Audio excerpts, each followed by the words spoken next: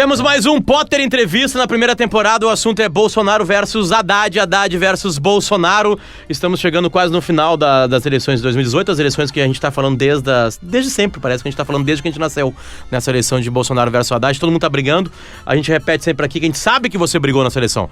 Você desfez amizades, você xingou a sua mulher, a sua amante, o seu amante, aconteceu alguma coisa, algum trato social seu foi revogado, alguma coisa foi jogada na lata de lixo nessa eleição, por isso que a gente está trazendo pessoas que pensam absolutamente diferentes. Por exemplo, o último programa foi com Davi Coimbra, né? Então eu pensei assim, tenho que trazer alguém que pensa completamente diferente do Davi Coimbra.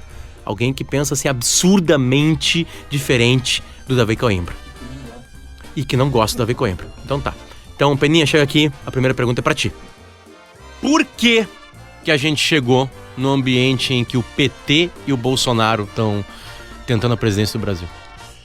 Olha, cara, é um contexto mais amplo, né? Se a gente quiser chegar nesse momento que é um quase momento de desespero, estamos há 500 anos construindo esse cenário, né? Mas é o pior cenário de todos? Não, se a gente for recuperar assim... Não, é um cenário muito ruim, né? É um cenário sombrio, quase trágico, mas a história traz esses confortos, né? A gente teve momentos inacreditáveis. Por exemplo, teve a chamada Revolução de 1930, né? Daí ficaram suspensas todas as garantias constitucionais, não tinha Constituição. São Paulo exigiu uma Constituição e o Getúlio Vargas bombardeou São Paulo, teve uma guerra civil no Brasil, né? Daí foi conclamada uma Constituinte em 33, teve uma nova Constituição em 34, deveria ter eleições em 38 e o Getúlio deu um golpe terrível, o mais terrível golpe da história do Brasil em 1937, e o Brasil de 1937 a 1946 viveu sob uma ditadura muito pior que a ditadura de 64, né? Há outros momentos, teve uma eleição em 1910, a chamada luta da pena contra a espada. A pena era o Rui Barbosa, a maior mentalidade da nação. Dizem que era um pernóstico também e um mala, né? Mas era um mala brilhante, né? Diz que era muito chato mesmo, assim. Ele passou para a história como a águia de Haia, né? Talvez tu saiba, em Haia, na Holanda. Sim. Ele defendeu os interesses do Brasil no pós-guerra, e no Brasil é considerado assim uma coisa genial. O Brasil tem uns caras assim, né? Tipo assim, Alegrete, bom, eu vivi Oswaldo Aranha é muito maior que o Mário Quintana lá, né? Imagina o tamanho do Oswaldo Aranha. Não, e tu sabe que eu acho o Oswaldo Aranha tem muito maior. Tem uns elementos assim, tipo sim, assim, daqui a pouco surge, né? Esse é no gigante mesmo. Não, o Rui Barbosa também é no gigante, mas o que eu queria dizer, o Oswaldo Aranha, na minha opinião, é muito maior que o Rui Barbosa, mas o que eu queria dizer é que o Rui Barbosa passa para a história aqui no Brasil como gênio, em Haia, especialmente na Holanda, e eu li relatos dos alemães dizendo, é o cara mais tedioso de toda a conferência, empolado, usa 10 vezes mais palavras do que precisa, tipo eu, assim, né? E ele concorreu contra o Marechal Hermes da Fonseca, sobrinho do Marechal Deodoro da Fonseca, né? Na luta da pena contra a espada. Quem é que tu acha que ganhou? Eu acho que ganhou a pena. Não, ganhou a espada. De vez em quando a espada ganha, então é isso? Pelos 400 mil votos redondos. Né? E foi um governo desastroso, né? Tá, mas assim, é que assim, o que se fala no Fugir Brasil... da resposta, né? Não, na verdade, tu trouxe outros ambientes de, talvez, muito pior. Mas assim, há um exagero, as pessoas estão exagerando no atual momento brasileiro. Não estão. Tipo assim, vamos lá, quem acha que o Bolsonaro vai ganhar o Bolsonaro, vai ser a Filipinas, vai ser não sei quem, vai ser mais não sei o quê. Vai ganhar o Haddad, não tem jeito, vai ser uma guerra civil e a gente vai virar a Venezuela porque o PT quer virar isso aqui a Venezuela.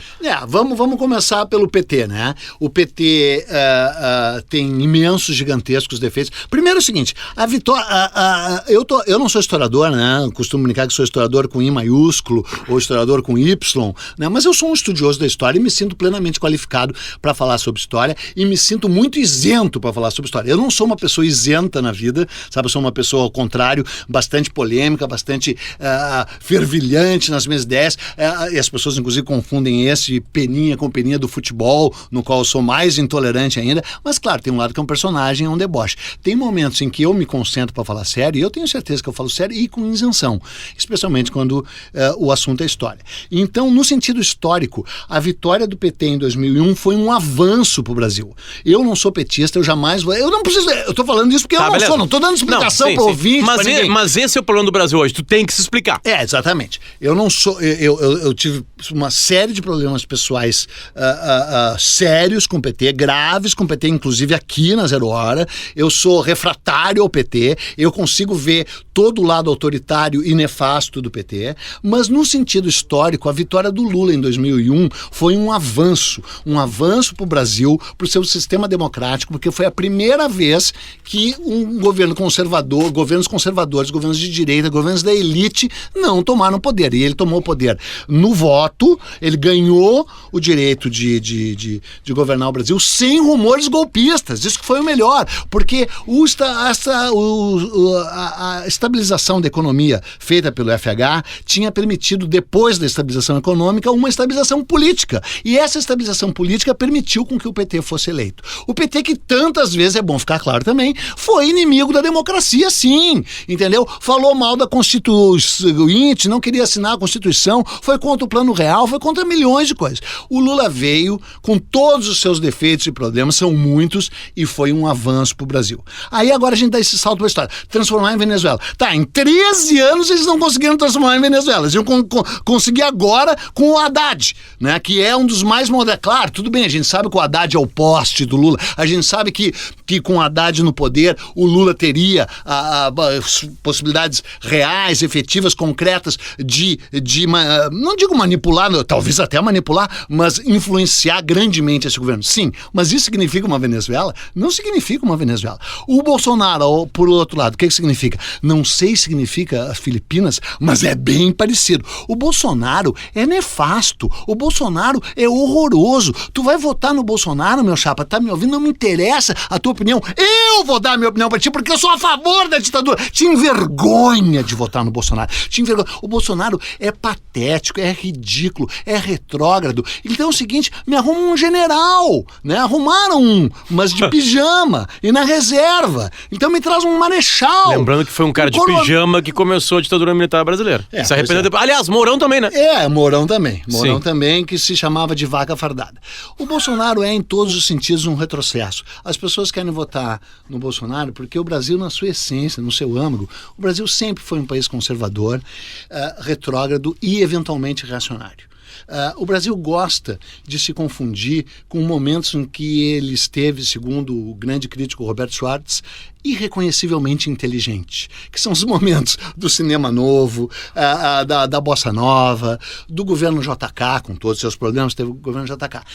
Querem associar o Brasil a um país alegre, de música, de mistura de raças. Não é exatamente verdade. O Brasil é retrógrado, o Brasil é conservador, o Brasil tem esse lado evangélico que cresce, que é um lado verdadeiramente brasileiro também, além do país das misturas, o país do candomblé. Aliás, candomblé sob grande pressão de evangélico, né? Sim. Então, cara, o Bolsonaro representa esse lado que o Brasil sempre teve. Só que é o seguinte, cara, nós estamos em 2018, não sei se tu leu as opiniões do New York Times, do Economist, do Financial Times, da imprensa alemã, da imprensa francesa, da vergonha que é a eleição desse cara. Né? E daí 2 governadores do Rio Grande do Sul, um inclusive assim com tendências mais assim, digamos, abertas no seu comportamento pessoal, apostando, os 2 defendendo esse cara. Quer dizer, porra... Aí que tá. A minha pergunta é se tem exagero. Vou voltar 2 anos, tá? Não compara seguros, compara o momento histórico que aconteceu nos Estados Unidos. Certo. O Trump ganha da Hillary. Sim. O mundo ia acabar. Ia ter a Terceira Guerra Mundial, blá. Ele é um verborrágico, ele é um idiota. Sim. Ele governa pelo Twitter, ele não gosta da imprensa, blá. Os Estados Unidos continuam no seu rumo. Exatamente. E alguns fatos até melhoraram. Tipo assim, é isso que eu te pergunto. Porque melhorou. tu entra no Facebook, tipo assim, o Brasil vai acabar se Bolsonaro ganhar. Mas é que é o seguinte, cara, isso que eu quero... como é que a gente consegue imaginar um governo Bolsonaro? Tu já leu o plano de governo do Bolsonaro? é inacreditavelmente patético. É Ivo viu a uva. É uma cartilha primária. É incrível. O plano de habitação, criminalizar invasões de bababá lá do Boulos. Tudo bem, criminaliza. Essas invasões são crime mesmo, né? Mas não há um projeto de habitação popular. Não. Cara, eu vi ele discursando em Roraima. Tem parque nacional demais nesse país. Tem área de preservação demais nesse país. O cara é capaz de dizer isso em 2018, entendeu?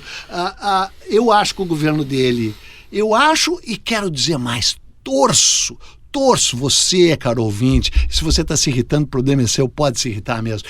Torço para que seja um desastre. E não preciso nem torcer, porque eu acho que vai ser um desastre. É incomparável. Primeiro que os Estados Unidos é um país que funciona sozinho, né? Tem instituições extremamente sólidas. O Brasil também as tem, né? Mas tem instituições responsáveis pelo prosseguimento de projetos econômicos e desenvolvimento do que o Brasil não tem. O Brasil tem instituições sólidas. Por exemplo, o Ministério Público está se revelando uma instituição sólida. O próprio, aí sob ataque patético, o STF está se mostrando sólido, sempre foi sólido. A imprensa no Brasil é sólida. A igreja no Brasil é bem estruturada, embora sob o açoite, o assédio dos evangélicos, né? Agora, os Estados Unidos é muito diferente e o Trump é muito diferente dele. O Trump, a gente discorda dele, mas há ali alguma centelha de inteligência que eu não vejo nenhuma no Capitão Reformado. Capitão Reformado. Existe uma direita brasileira inteligente? Tu consegue enxergar hoje assim? Olha, cara, depois te pergunto se né? existe uma esquerda brasileira inteligente. Eu tô cagando pra isso. Mas em cima disso aí, tipo assim, sabe? Quem que poderia colar num futuro governo Bolsonaro, por exemplo? Olha, o Brasil já teve... Porque eu acho que é essa a pergunta. Adoraria que houvesse. Colar do governo Bolsonaro e descolar do governo Haddad, porque depois te pergunto quanto tem de PT em Bolsonaro. O quanto o PT conseguiu construir esse mito, né? Que é assim que se grita, né? Mas vamos lá, voltando à primeira pergunta. Voltando à primeira pergunta. Nunca imaginei que tu fosse um bom entrevistador. Que direita poderia colar, assim, elementos que tu vê hoje, seres humanos que tu vê hoje, cara, hipotético governo Jair Bolsonaro? Além de estar desinformado, para responder nesse momento, eu infelizmente de fato não conheço essas pessoas, gostaria de conhecê-las, porque é o seguinte, claro que eu tenho fama de esquerda, sou considerado, claro, eu sou um rebelde, sempre fui um rebelde, sempre fui um cara de protesto, sempre fui ligado. Mas é uma fama estranha, porque tu bateu no PT durante todos esses anos, né? Eu nunca votei no PT. Não, tu bateu no PT. Pois é, bati. Mas tenho fama assim. Talvez porque o PT nunca ter feito um governo de esquerda.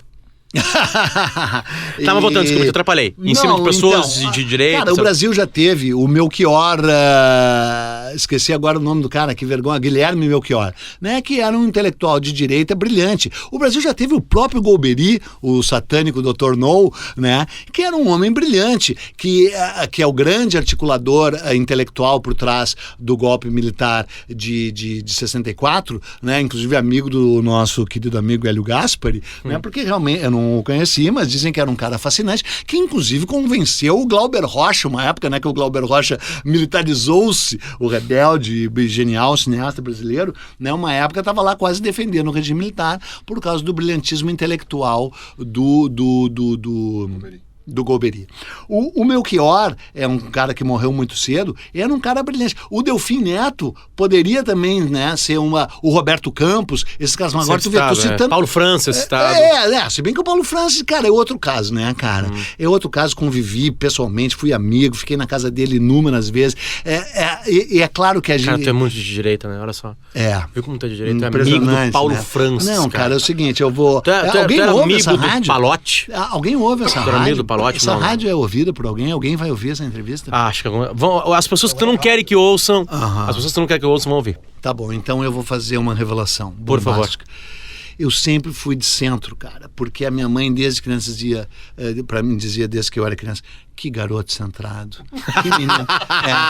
que menino ponderado, entendeu? O equilíbrio, a ponderação, entendeu? Elas sempre foram características muito fortes da minha personalidade. A gente nota, mas sério, como é que foi essa noite com o Paulo Francis? Ou noites com o Paulo Francis? Não, foram muitas, foram inúmeras, e é meio ridículo a gente É que ele parece ter enxergado antes algumas coisas, né? Claro, tipo assim, sim, sabe? muito, né? Também, cara, com aquele nível, com aquele intelecto poderoso e com aquele nível de leitura. Uma vez eu fiquei na casa dele, cara, ele estava lendo um livro sobre a grande fome na Irlanda, Fazenda, que eu mal sabia que tinha acontecido, e é ridículo não saber, porque foi ela que foi responsável, primeiro que morreram tipo 3 milhões de pessoas, uma coisa assim, e aí imigraram para os Estados Unidos 1 milhão e tantos... É por isso que tem tanto assim lá.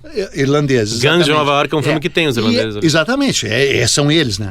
E tudo por causa de uma praga na batata, né? E é incrível que chama batata inglesa, porque a batata veio dos Andes, né? Só existia batata no Peru, né? Entre os Incas. Tinha sido domesticada pelos Incas, levada para a Europa, alimentava os pobres, daí teve uma grande...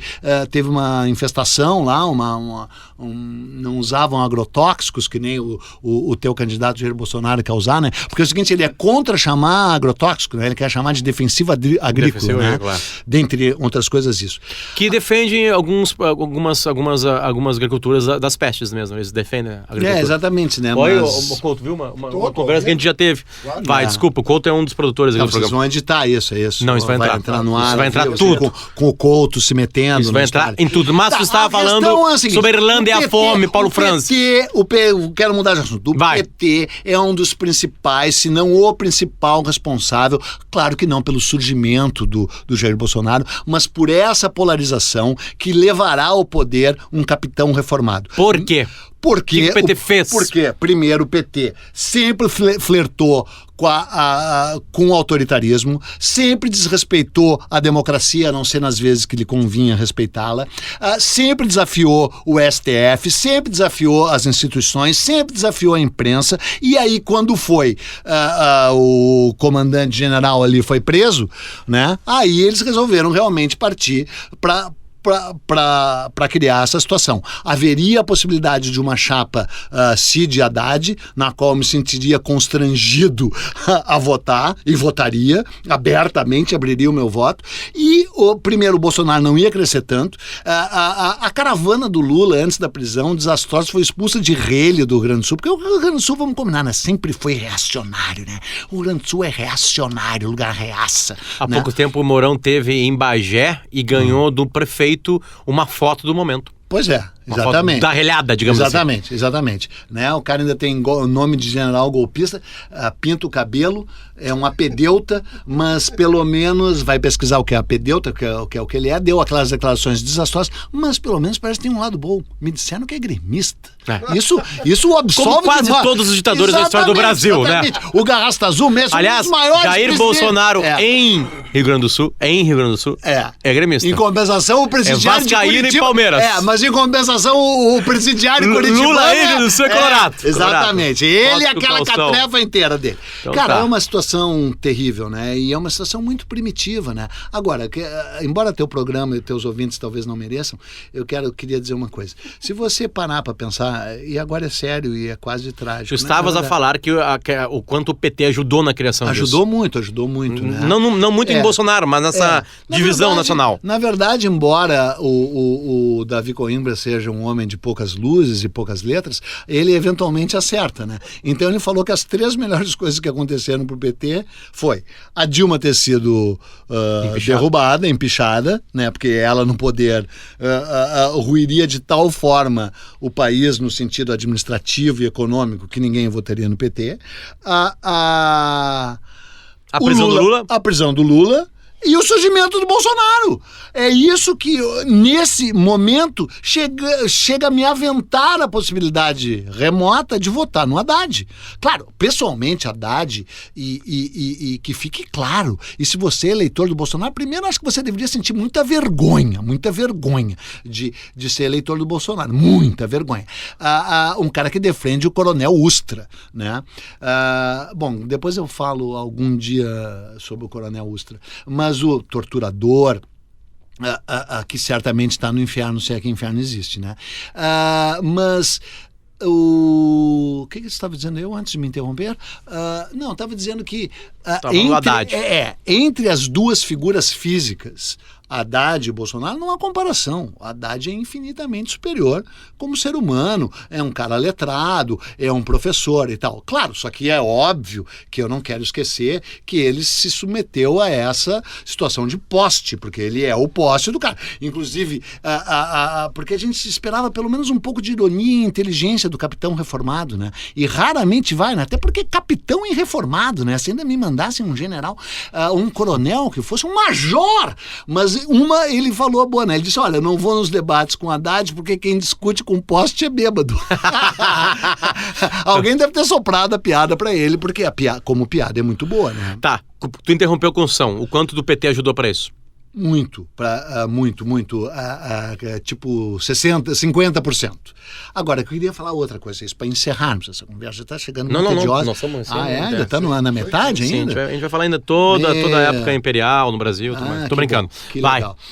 A gente pode começar com a separação dos continentes. Bom, era uma massa continental única, chamada Pangeia. Claro. Esse partido ficou Golduana e Laurácia. Eu tive uma cadela a Laurácia deu certo, Laurácia deu certo e a Golduana deu errado. Né? Bom, então, o que eu quero dizer agora, sério, e até com um tom sombrio e mais calmo, para você continuar sintonizado, é que em 1929 houve aquela grande quebra da Bolsa, né? A grande crise da Bolsa dos Estados Unidos, que afetou profundamente o mundo inteiro.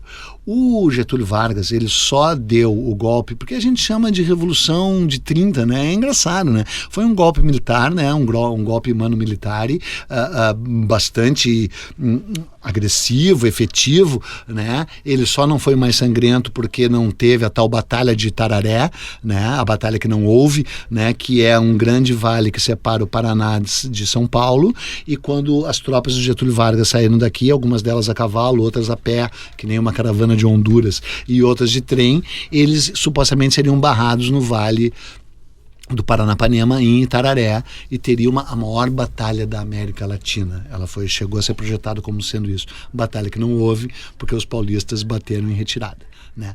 Mas só por causa disso que não foi um golpe militar sangrento. Foi um golpe militar que só conseguiu derrubar o Washington Luiz por causa da crise econômica de 29. O Washington Luiz, ele estava de tal forma pairando, tão sólido no poder, que ele resolveu indicar o Júlio Prestes para ser o seu substituto paulista, que nem ele, embora ele fosse carioca, né? Ele era o mais paulista dos cariocas. Ele nasceu em Macaé, mas ele nasceu em Macaé, mas toda a formação dele era paulista, 100% paulista, embora não nascido lá. Sim. E deveria ser um mineiro para substituí-lo, né, Davi Campista, alguém, sei lá. E ele botou o Júlio Prestes, e elegeu o Júlio Prestes, e o Júlio Prestes foi capa da revista Time. Eu tenho a revista Time, comprei por $128 a revista Time com ele na capa, Brazil's President, o Júlio Prestes, que foi derrubado pelo Getúlio Vargas só porque a situação econômica ficou de tal forma trágica que permitiu... A população ajudou? A população ajudou. É impossível fazer um golpe sem a população. Claro, é impossível fazer um golpe sem a população. Impossível, né? Sem a imprensa, sem a igreja e sem a população. Tu não dá um golpe sem ser isso. E algumas instituições, né? Bom, aí, o que eu quero dizer com isso em 29? Teve essa crise de 29, e aí veio o mundo dos anos 30. É o Franco na Espanha, é o Salazar em Portugal, é o Mussolini na Itália, é o Hitler na Alemanha, 33, é o Stalin que já estava lá e lá ficaria na União Soviética. É um mundo de totalitarismo, é um mundo de fascismo, é um mundo de ditadores quase no sentido absoluto da palavra. O que aconteceu em 2008, cara? Uma super crise econômica, os Estados Unidos, aquele Lehman Brothers, aquela bolha, barará, e desde aquele momento, desde 2008, vê quantos governos populistas de direita tomaram o poder, em quantos lugares, né? Ao mesmo tempo também, claro, sem deixar de lembrar o que a esquerda faz na Venezuela, essa tragédia absoluta da Venezuela. A própria Cuba, sempre relutante, embora Cuba seja uma questão mais complexa, né? Porque aquele bloqueio espúrio que os Estados Unidos impôs lá no início foi espúrio, né? Porque, cara... Era Guerra Fria, né? Guerra Fria, e ali para botar uma base ali soviética era uma barbada. Mas a máfia também envolvida, né? Sim. Sanjancana, né? O Batista, aquele lá, permitia... Bom, mas não vamos falar sobre isso. A esquerda também tem seus grandes erros, a esquerda tem seus grandes massacres, né? 70 milhões de mortes na União Soviética, 80 milhões de mortes na China, se bem que de onde saíram eles tinha mais, né? Pro mal. Não, Soviética não é tanto assim. Né? Não, que a gente teve há pouco lá e foi uma coisa engraçada. Eu lembro que a gente a gente pedia as comidas nos restaurantes e a comida sempre era pouca. Então tu comia aquele prato e ficava com aquela sensação, como assim, cara? Não, é que a tua diária da RBS era menor. Da Globo, não, mas eu pagava por fora. Por fora. E aí eu chegava a perguntar, e aí no 13º dia eu falei, cara, por que é pouca comida? E a mulher falou assim, porque a gente tá acostumado a comer pouco, a gente já passou muita fome na nossa história. Dá muito. Eles estão apaixonados pelo Putin. Sim, se tu pegar a vida inteira da Rússia, o Putin é uma dama. Então, esse é outro tema, né? Ele foi eleito, mesmo com as manipulações, com 78% dos votos válidos, não é? E ele tem 82% de aprovação que a gente viu lá ao vivo. Sim. Né? Então, se o Trump inventou a pós-verdade, né, a mentira que se torna verdadeira pelo Twitter, pelo fake news, e ele ainda acusa os outros fake news, né? É inacreditável. Né? Ele inventou a pós-verdade, o Trump. O que o Putin inventou? Inventou a pós-democracia. Né? Inventou a democracia ditatorial. Ele é um ditador aclamado pelo seu povo e eleito democraticamente. Porque tem um ambiente histórico que ajuda ele, obviamente. Exatamente, né? A Rússia sempre foi autocrata, né? A Rússia sempre venerou a autocracia, né? A autoridade central. O Brasil não, né? O Brasil é reacionário, como eu falei, reacionário menos. O Brasil é conservador e retrógrado e eventualmente reacionário. Mas o Brasil não é afeito, assim, ao jugo da autoridade, né? O Brasil sempre contestou a autoridade. Qual a diferença de reacionário para conservador? Pegando o melhor de cada palavra. Não, o reacionário, infelizmente, praticamente não tem, né? Porque o reacionário é o cara disposto a reagir a qualquer mudança. Sim. Né? A priori, né? É o preconceituoso, é o cara que não quer saber. Antes de pensar, eu já refutei. Antes de pensar, reajo, Tá. Não penso, logo inexisto. Sim. E o conservador? O conservador... Que é o mundo, né? Exatamente. A gente está aqui porque alguém conservou alguma coisa. Exatamente. E eu, com essa minha idade já provecta, eu nunca fui um conservador, mas com os anos aprendi a respeitar uma posição conservadora. Eu sou um rebelde. Eu sempre vivi a vida marginal. Por quê? Porque todos os meus ídolos intelectuais, todos os caras, os escritores que eu admiro, todos os cantores, todas as formas artísticas que eu cultuo, foram formas de contestação à sociedade. É natural que eu seja assim e orgulho de ser assim. Agora, eu já tenho amadurecimento suficiente. O produtor, caros ouvintes, vocês não sabem como é difícil raciocinar nesse programa. Mesmo uma mente afiada, uma mente superior como a minha, repleta de informação, tem muita dificuldade de explanar os seus ideias, porque eles ficam se mexendo aqui, eles ficam falando um com os outros, esse tal couto. Mas tu estavas a falar sobre admiração em alguns reacionários da tua vida, mesmo tu sendo um rebelde. Exatamente, sim. E o conservadorismo, por exemplo, você querer que a grande imprensa não seja conservadora. Ninguém chegasse para mim, trabalhou no Estadão, o Estadão é conservador. Eu digo, mas tu queria, o Estadão tem 140 anos, né? O Estadão lutou contra o Getúlio, inclusive, né? No que o Getúlio tinha de melhor e de pior, né? Claro que o Estadão é conservador, é óbvio. E aí o outro, aqueles lá chamam lá de foice de São Paulo. É ridículo. E aqui na própria Zero Hora, tu sabe que tem havido cancelamento. Se pode falar isso e deve falar abertamente disso. Tem havido cancelamento de assinaturas, porque os caras dizem que a Zero Hora é de esquerda.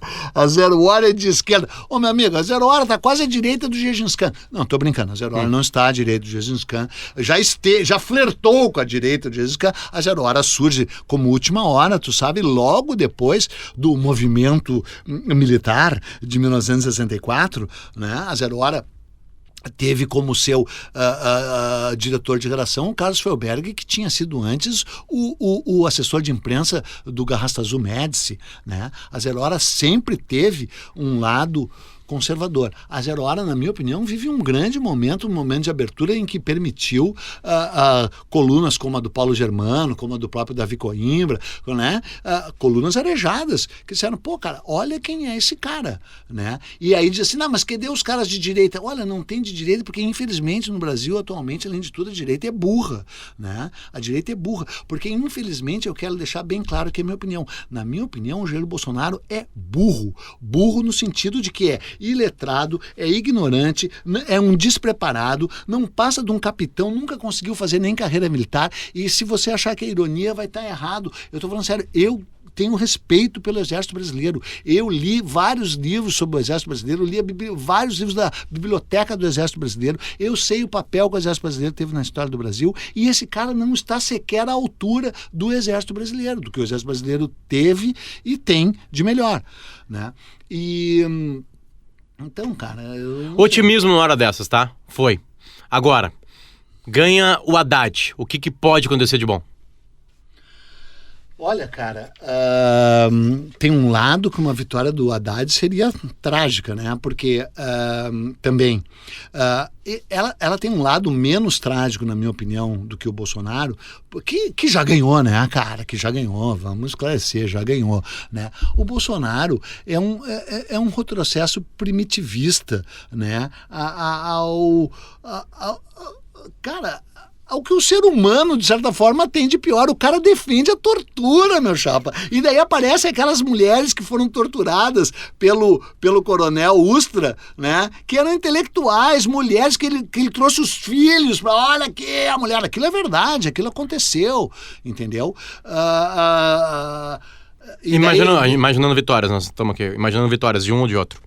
A vitória do Haddad, ela significaria necessariamente a proximidade íntima com o poder da Gleisi Hoffmann, do Lindenberg Farias, do Zé Dirceu, uma eventual possibilidade do Lula vir a ser libertado, embora, na minha opinião, as pessoas me perguntam, qual é a tua opinião sobre a prisão do Lula? Eu digo, olha, eu acho que ele merece estar preso, só que tem um erro brutal ali, né, cronológico, né? Eu quero saber por que antes dele não foram o Collor e o Sarney e depois o Collor, né? Por exemplo, para ficar em 2 exemplos, né? O Lula está preso, cometeu crimes, uns crimes meio assim estranhos, né? Acho que cometeu, inclusive, ele está preso por crimes que, na verdade, na minha opinião... Sim, os julgamentos não pararam, né? Virão ainda são, mais. Inclusive, maiores do que esse triplex. O triplex, né? Vai pro sítio agora. Exatamente, e assim vai. Mas eu quero saber do Collor e quero saber do Sarney.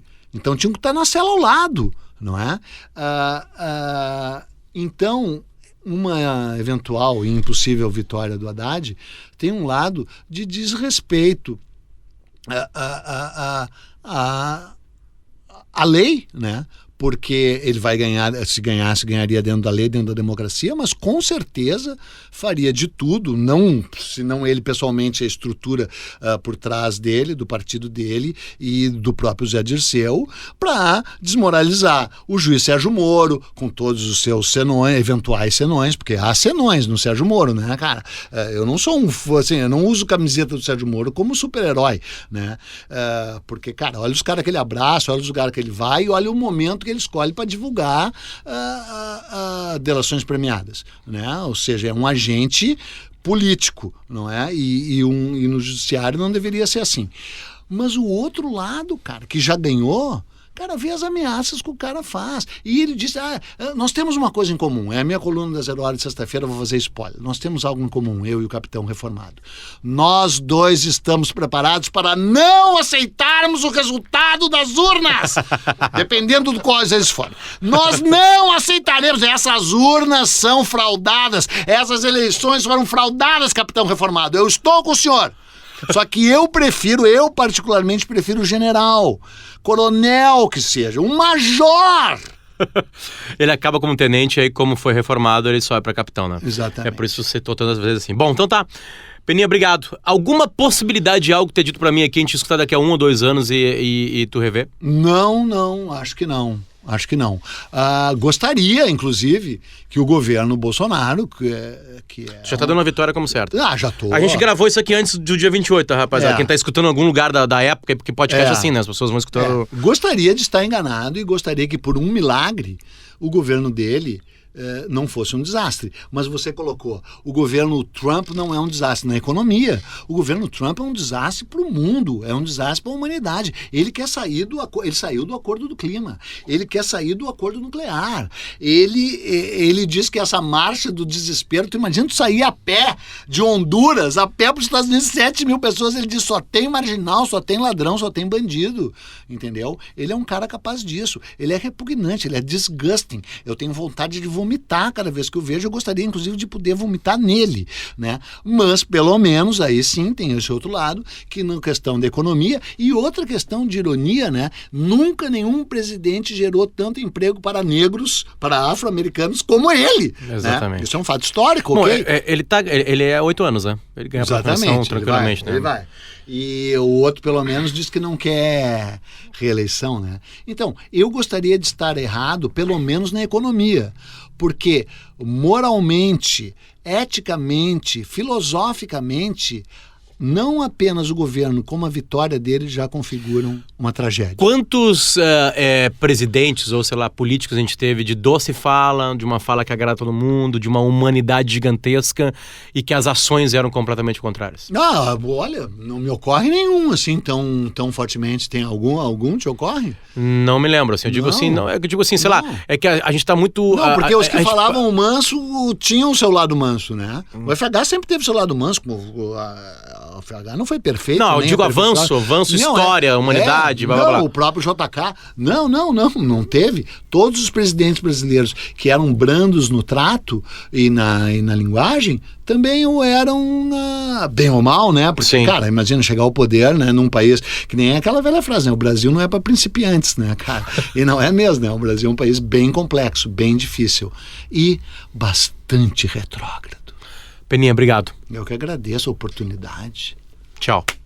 Você foi, rapaziada, a gente volta daqui a pouquinho com mais Potter Entrevista. A qualquer momento a gente surge, Spotify, SoundCloud, ali também Gaúcha ZH, também tá que mais eu descobri no podcast do iPhone e também no seu sistema Android. A produção e edição é do Couto. Aliás, a gente não corta nada das entrevistas, tudo que o Peninha acabou de falar aqui tá na íntegra no material.